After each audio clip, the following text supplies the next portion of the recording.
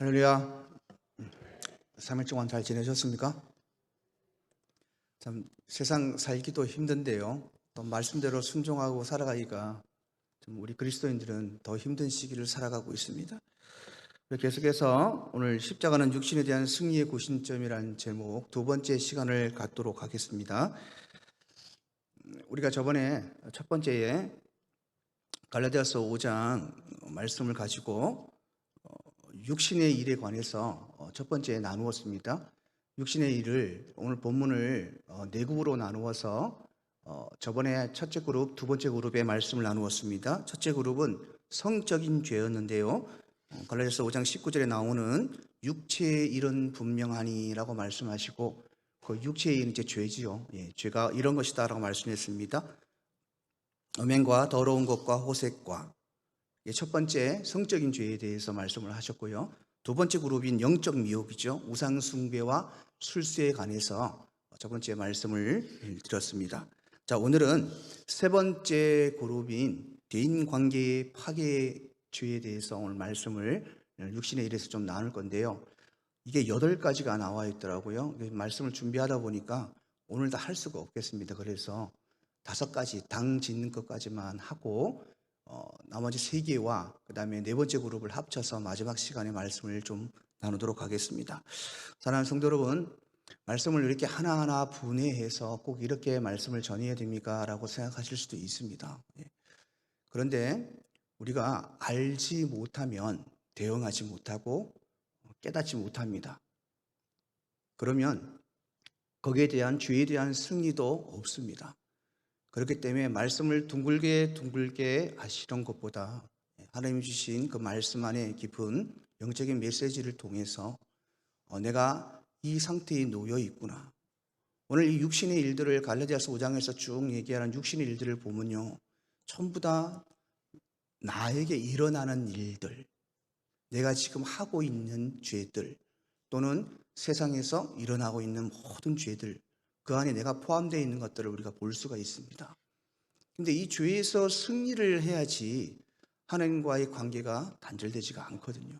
그러면 알아야 됩니다. 이 죄가 무엇인가 깊이 알고, 그리고 이것을 이길 수 있는 힘이 무엇인가? 답은 나와 있잖아요. 십자가 위에 승리라고 말씀을 드렸지 않습니까?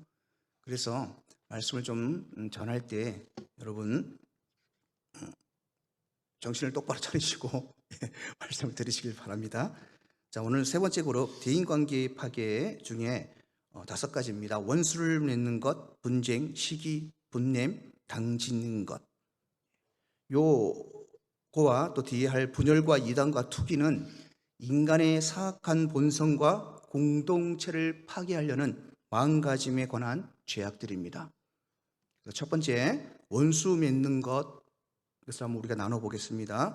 원수 맺는 것은 정확한 용어는 여러분 헬라어로 에크드라이라고 말하고 있습니다. 이것은 단순히 내가 기분 나쁜 상태만을 얘기하는 것이 아닙니다. 이 기분 나쁜 상태를 넘어서 상대방에게 적대감, 증오를 가지고 그리고 결국은 원수로 만드는 상태를 말하고 있습니다. 이 원수 맺는 것의 헬라어의 본질, 본 단어는 이렇게 얘기하고 있습니다. 관계의 단절이라고 얘기합니다.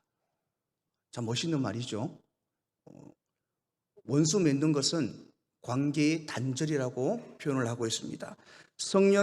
이 성경의 맥락에서 이 단어는 단순히 개인적인 마음을 넘어 관계가 완전히 깨어지고 파괴되는 것을 의미합니다. 자, 우리에게 관계는, 그리스도인들에게 관계는 사람과 사람과의 관계도 있지만 중요한 것은 하나님과 나의 관계입니다. 그래서 이 두 관계에 대한 원수 맺은 것을 한번 좀 나눠보겠습니다. 첫 번째, 하나님과 우리의 관계.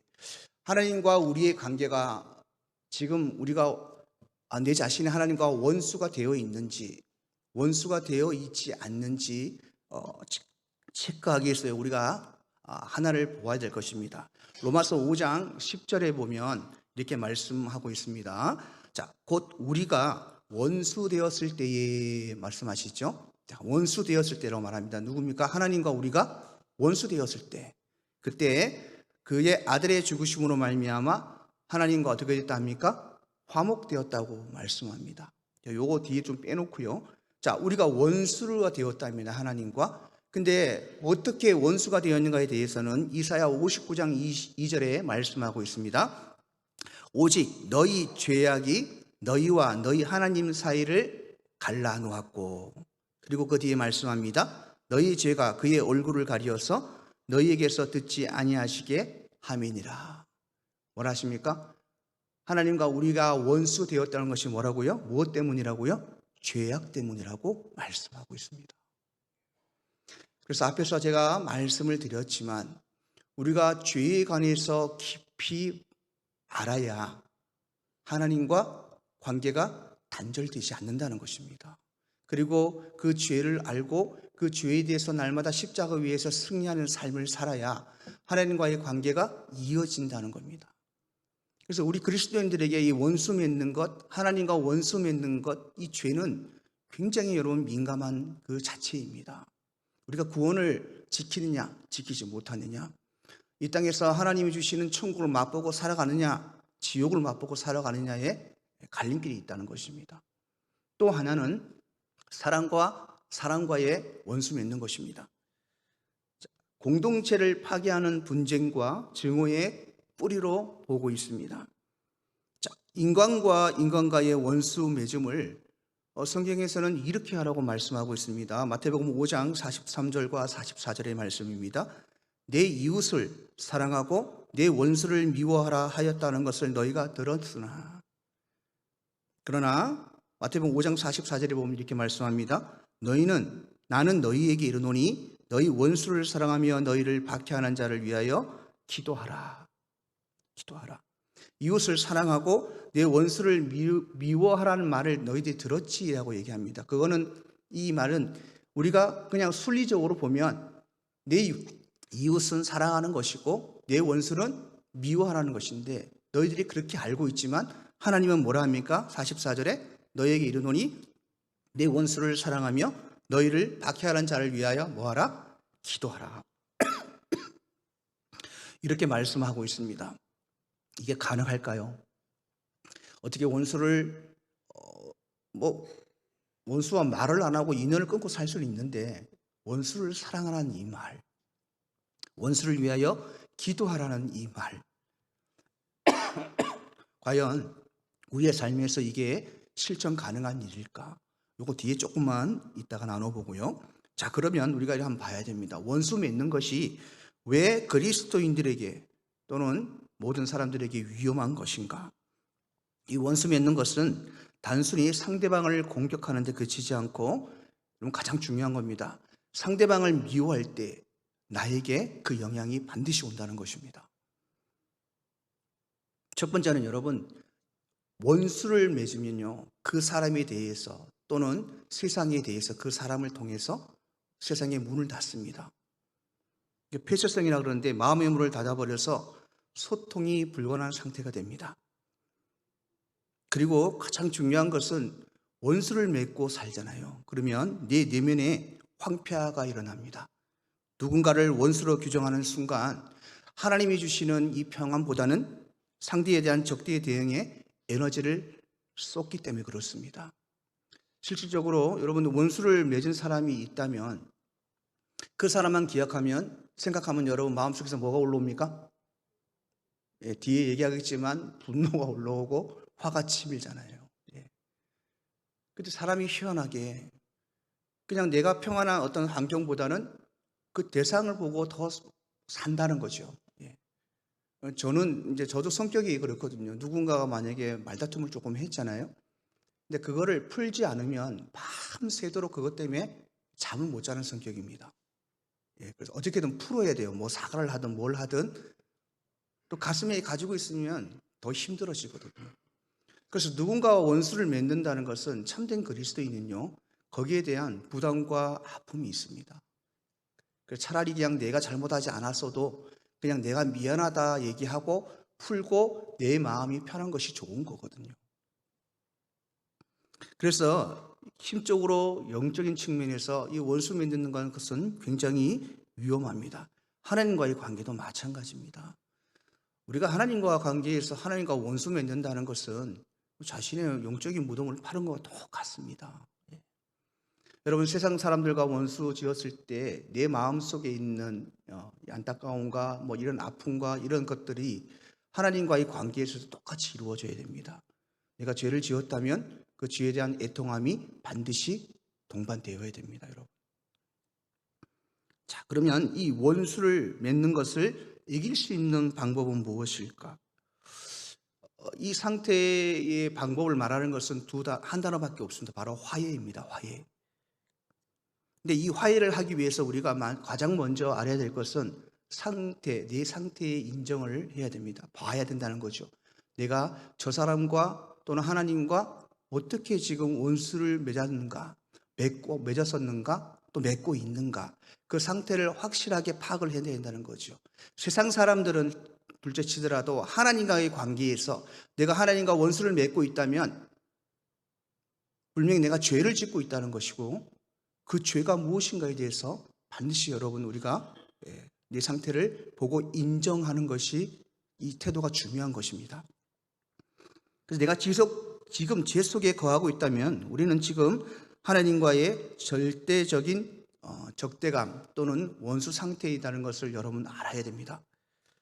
그래서 우리가 사람이든 하나님의 관계에서 이 원수 맺음을 화해로 하기 위해서는 단순히 여러분 우리가 그냥 싸우지 않는 상태에 있는 것이 풀리는 것이 아니거든요. 원수 맺은 사람들을 그냥 보지 않으면 그만이지, 안 보면 그만이지, 얘기 안 하면 그만이지 하고 끝날 것이 아니라, 그리스도인들은 그것을 넘어서 깨어진 관계를 여러분 복구하려는 의지적인 행동이 반드시 필요합니다. 하나님과 우리의 관계에서 관계가 깨어졌다면 그것을 복귀하기 위해서 우리가 노력해야 될 것이 무엇이 있습니까? 회개입니다. 회개. 회개는 하나님과의 깨어진 관계를 회복하는 것이 가장 우선순위로 우리가 해야 될 일이고, 또 그 회개는 죄를 짓지 않겠다는 이 단호한 결심의 이상의 것이 있어야 됩니다. 그것이 무엇입니까? 말씀에 순종하는 것입니다. 자, 결국 이 원수 맺는 것은 십자가의 메시지인 용서와 화평에 대하여 역행하는 것이고 대립하는 것입니다. 아까도 읽었죠? 마태복음 5장 44절에 나는 너희에게 이르노니 너희 원수를 사랑하며 너희를 박해하는 자를 위하여 기도하라 라고 말씀하셨잖아요. 자, 그러면 이 해결책은 오늘 본문에 나와 있습니다. 갈라디아서 5장 16절에 보면 내가 이르노니 너희는 뭘 따라 행하라? 성령을 따라 행하라. 그리하면 육체의 욕심을 이루지 아니하리라. 여러분, 성령을 따라 행한다는 것, 제가 저번 시간에 말씀을 드렸습니다. 성령 충만이 무엇이라고 말씀드렸습니까? 말씀에 순종하는 겁니다. 그래서 성령을 따라 행한다는 것은 말씀에 순종하는 삶입니다. 그 순종을 하면 이 뒤에 나오는 성령의 열매가 맺힙니다. 그 성령의 열매를 맺고 사는 성도는 절대 하나님과 인간과 원수 맺지 않습니다. 그게 원리입니다. 그러면 말씀에 순종하는 것이 무엇입니까?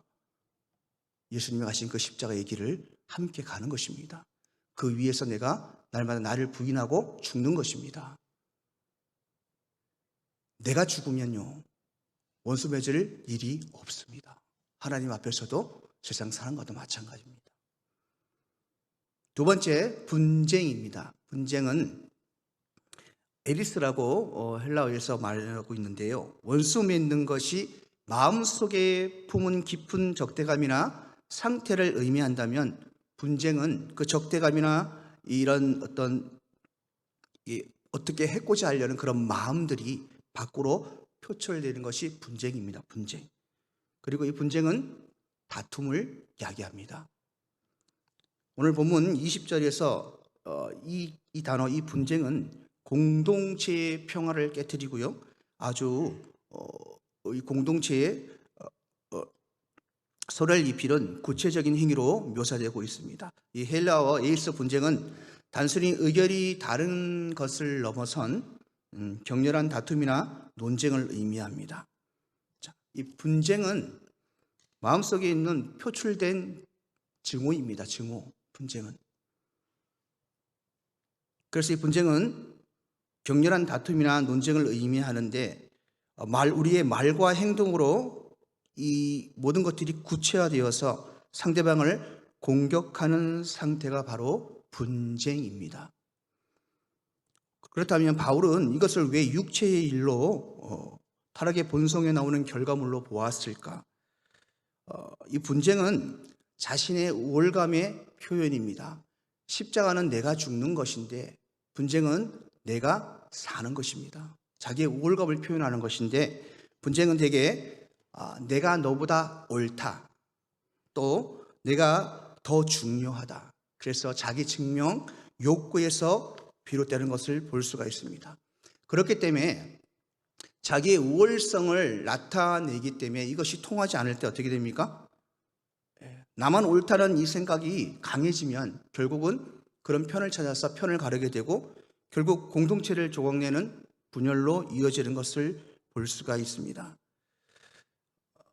오늘 갈라디아서 5장 25절에서 26절에 이렇게 말씀합니다. 여러분, 우리 한번 읽어볼까요? 같이 시작.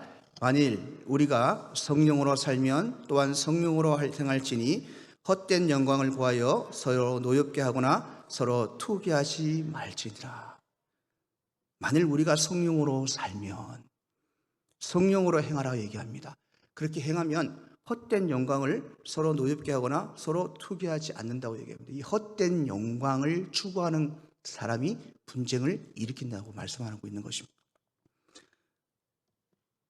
자, 지금 우리 이 시대의 분쟁을 한번 볼까요? 민족 간의 분쟁, 지금도 한창 전쟁 중이잖아요. 저는 생각만 해도 끔찍합니다. 미사일이 떨어지는 그런 모습들이 화면에서 나올 때 우리는 정말 얼마나 행복한 곳에 있는가, 정말 하나님 앞에 감사가 저절로 나오더라고요.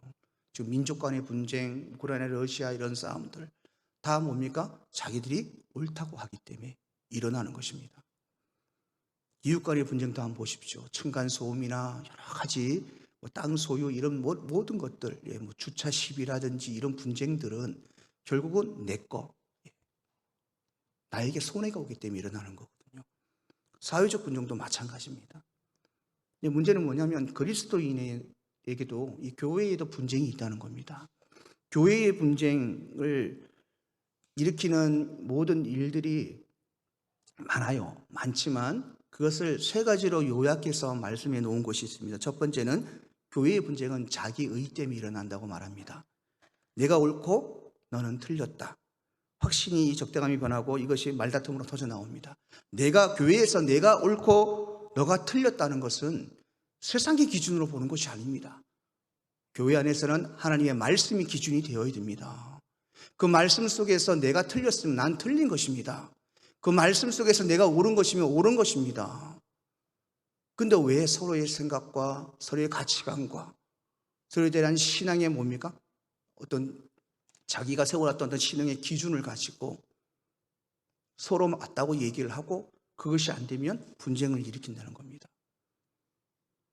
두 번째는 교회 안에서 헛된 영광을 구하기 때문에 분쟁이 일어나는 것입니다. 오늘 갈라디아서 5장 26절에는 분쟁의 직전 단계로 헛된 영광을 구함을 말씀하고 있습니다. 교회 내에서 자신의 영향력을 확인받고 싶어 하거나 명예를 증시할 때 분열이 시작됩니다. 죄송한 말씀인데요, 여러분 제발 그러지 마십시오. 내가 장로인데, 내가 목사인데, 내가 권사인데 감히 집사 따위가, 감히 성도 평신도 따위가 안 됩니다. 여러분, 분쟁을 일으키는 가장 큰 요소입니다. 뭔데요 그게? 그 헛된 영광이 무엇인데 교회의 분열을 일으킨단 말입니까? 그래서 어떻게 됩니까 여러분? 그래서 자신들의 의견과 맞는 사람들과 단합하여서 당을 짓습니다. 그리고 지금도 교회 안에서 많이 일어나잖아요. 우리 교회에서는 상상할 수 없는 일이지만 다른 교회에서 장로파, 권사파, 부목사파, 담임목사파 이래서 그죠? 분열이 일어나서 예배도 막 따로 드리고 그 싸우는 그런 모습들, 분쟁하는 그 모습들이 결코 여러분 자기 의나 헛된 영광을 바라기 때문에 그렇습니다. 그래서 이 분쟁을 해결할 수 있는 방법도 단 하나입니다. 바로 오늘 5장 16절 갈라디아서에 나오는 내게 내게 이르노니 너희는 성령을 따라 행하라. 그리하면 욕심에 뭐라고요? 육체의 욕심을 이루지 아니한다. 성령을 따라 행하라. 말씀을 따라 행하라. 성령의 열매는 여러분 온유와 절제입니다. 온유와 절제의 반대가 분쟁입니다. 자신이 온유하지 못하고 자신을 절제하지 못하면 결국은 분쟁이 일어납니다. 그래서 우리가 성령을 따라 말씀을 따라 행할 때 온유와 절제를 가지게 되고 그렇다면 분쟁하지 않는다는 것입니다. 세 번째는 시기입니다. 시기는 젤로스인데 갈라디아서 5장 20절에 언급된 이 시기로 번역된 헬라어 젤로스는 저도 이것을 찾으면서 말씀을 준비해서 좀 놀랐습니다. 이런 뜻이 있었는가? 양면적인 뜻을 가지고 있습니다.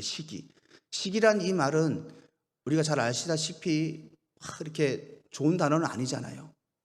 질투나 남을 세심하는 이런 단어로 알고 있었는데 성경에서 보면은 아주 흥미롭고 이중적인 의미를 가지고 있습니다. 이 단어 자체는 열정이나 뜨거움을 상징하거든요. 그런데 이 열정과 뜨거움이 어디를 향하느냐에 따라서 거룩한 열심이 되고 또 육체의 일인 파괴적인 질투가 될 수 있다는 것입니다. 긍정적인 의미로 보면 하나님을 향한 열정, 이 시기, 그리고 진리를 수호하려는 뜨거운 마음, 하나님에 대한 열심을 시기라고 얘기합니다. 이제 부정적인 의미로 보면 오늘 본문에서 얘기하는 타인이 가진 것을 시기하여서 빼앗고 싶어 하거나 남보다 우월해지는 이기적인 욕망을 말합니다. 그래서 이 갈라디아서 5장에서 바울은 이 시기를 육체의 일에 목락에 포함시키는 것입니다. 이는 성령의 인도함을 받지 못했을 때 나타나는 인간의 부패한 본성 중에 하나입니다. 왜 여러분 이 시기 젤로스가 위험한가? 이 시기가 왜 위험한가에 대해서 잠언 14장 30절에 이렇게 말씀하고 있습니다. 우리 한번 읽어보겠습니다. 평온한 마음은 육신의 생명이나 시기는 뼈를 썩게 하느니라. 시기가 뭘 썩게 한답니까? 여러분 뼈가 우리가 장례를 치르고 나면 2,000도입니까? 하여튼 그 넘는 그곳에 들어가잖아요, 육신이. 그럼 뭐만 나옵니까? 뼈는 거기서 녹지도 않습니다. 그런 뼈가 여러분, 시기가 그런 뼈를 뭐 한다고요? 썩게 만든다는 겁니다. 아예 썩는다는 것은 없어진다는 얘기거든요. 그렇게 단단한. 그러니까 이 시기라는 이 단어가 우리 그리스도인들에게 얼마나 악영향을 미치는가에 대해서 말씀하고 있는 것입니다. 이 시기는 가장 중요한 것이 관계를 파괴시킵니다. 관계를. 이 시기는 공동체 내에서 분쟁과 당짓는 것과 밀접한 연관이 되었습니다. 내가 높아지기 위해서 남을 깎아내려 하기 때문입니다. 여러분 왜 시기합니까? 남들과 비교하기 때문에 그렇습니다. 나보다 나은 것을 보면 시기하지 나보다 못한 것을 보고 시기하는 사람은 아무도 없습니다. 남들과 자꾸 비교하는 것이죠. 하나님의 각자에게 주신 은혜에 감사하기보다는 남의 손에 든 떡을 보며 불행을 자초합니다. 제가 오늘 조금 걷다가요 미끄러질 뻔했습니다. 삐끗해가지고 뒤로 넘어질 뻔하다가 운동신경이 워낙 뛰어나다 보니까 넘어지질 않았습니다. 하나님께 감사했습니다. 하나님 뒤로 안 넘어지게 해주셔서 감사합니다. 제가 운동신경이 뛰어나서 안 엎어졌는데 하나님 앞에 감사가 나오더라고요. 여러분 남의 것을 보면요 당연히 시기 질투 생깁니다. 하나님이 우리에게 주신 것 보시길 바랍니다. 나에게 없는 것을 자꾸 보지 말고 나에게 주신 것을 보면요 한도 끝도 없이 감사합니다. 하루 종일 감사하고 삽니다. 하루 종일. 설사 조금 안 좋은 일이 일어났어도요 그래도 감사하게 됩니다. 그래서 이 시기는 성령의 열매를 정면으로 가로막습니다. 성령의 열매 중에 여러분 사랑이 있죠. 사랑이 처음에 나오는 이유가 있습니다. 모든 것이 그 안에 다 들어가 있습니다. 사랑은 오래 참고 사랑은 뭐하지 아니하며 시기하지 아니하며. 그래서 이 시기는 우리 그리스도인들에게 이 시기란 죄는 굉장히 영향을 많이 미치는 것이기 때문에 우리가 제대로 알고 계셔야 됩니다. 자, 이 시기를 이길 수 있는 방법도 결국은 오늘 16절에 말씀하는 내가 이르노니 너희는 성령을 따라 행하라. 성령의 열매 맺는 것인데 그것이 십자가 위에서 우리가 죽는 것입니다. 그러면 이 시기는 절대 우리에게 없습니다. 그리고 가장 중요한 것, 여러분 내가 지금 시기하고 살아가고 있는지에 대해서 여러분의 영혼을 체크할 수 있는 방법을 한두 가지만 알려드릴게요. 첫 번째는 내 열정, 내가 무엇을 하려는 것이 나의 중심인지 그리스도의 중심인지를 알아야 됩니다.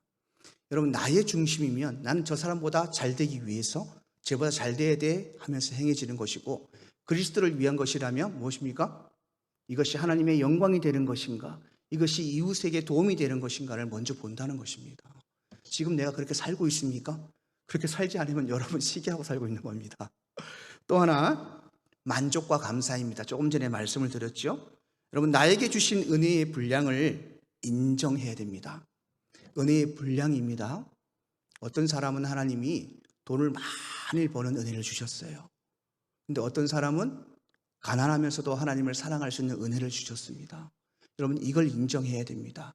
예수 믿고 다 부자 되고 다 건강하면은 누가 예수 안 믿겠습니까?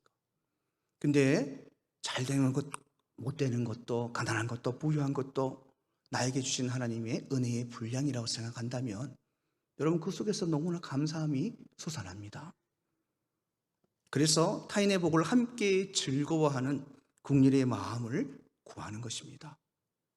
네 번째, 분냄입니다. 분냄은 디모이라고 말합니다. 이 분냄은 단순히 기분이 나쁜 상태만을 의미하지 않고요, 그 기분이 나쁜 상태를 화산처럼 폭발하듯이 나오는 급격한 감정의 표현입니다. 이 분냄은 안으에서 끝이는 것이 아니라 밖으로 튀어나오거든요. 시기가 내면에서 타오르는 비교와 질투의 불꽃이라면 이 분냄은 그 불꽃이 밖으로 터져나와서 주변을 태워버리는 불길과 같습니다. 이 분냄의 특징이 있습니다. 이 폭발적인 감정, 가장 중요한 것은 자기 중심성입니다. 이것도 주로 자신의 자존심이 상하거나 계획이 틀어질 때, 혹은 이 시기가 충족되지 않을 때 분출됩니다. 그래서 이 바울이 이것을 육체의 일로 분류한 이유가 있습니다. 첫 번째는 관계의 살인이 이루어지는 겁니다. 분내는. 아까 앞에 거는 무엇이었죠, 여러분? 시기는 관계의 단절이지만 이것은 관계의 살인이라고 표현하고 있습니다. 고대 철학자들은 이 디모이, 다시 말하면 이 분냄은 잠시 동안의 관계라고 불렀습니다. 그래서 이 짧은 관계는 수년간 쌓아온 신뢰와 관계를 한순간에 무너뜨립니다. 한순간에. 분냄을 내는 사람을 좋아하는 사람은 아무도 없습니다. 아무리 좋은 관계라고 할지라도 한번 여러분 그 분냄을 통해서 자신의 화를 다 쏟아내면은 그 사람과의 관계는 단절됩니다. 그리고 또 하나는 이 성령의 열매와 정반대입니다. 성령의 일. 성령의 열매 중 하나인 오래 참음, 온유를 거스르는 행동입니다. 분냄은 성령의 다스림을 거부하는 육체의 본능적인 반응입니다. 자, 그러면 이 분냄을 다스리는 영적 원리, 에베소서 4장 26절에 이렇게 말씀합니다. 함께 읽겠습니다. 분을 내어도 죄를 짓지 말며 해가 지도록 분을 품지 말고.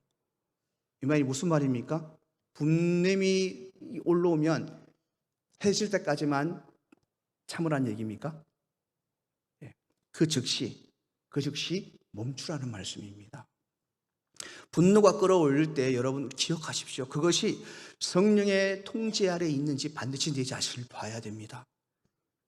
이 분냄의 해결책도 하나입니다. 오늘 16절에 나오는 내가 이르노니 너희는 성령을 따라 행하라. 그리하면 육체의 욕심을 이루지 아니하리라.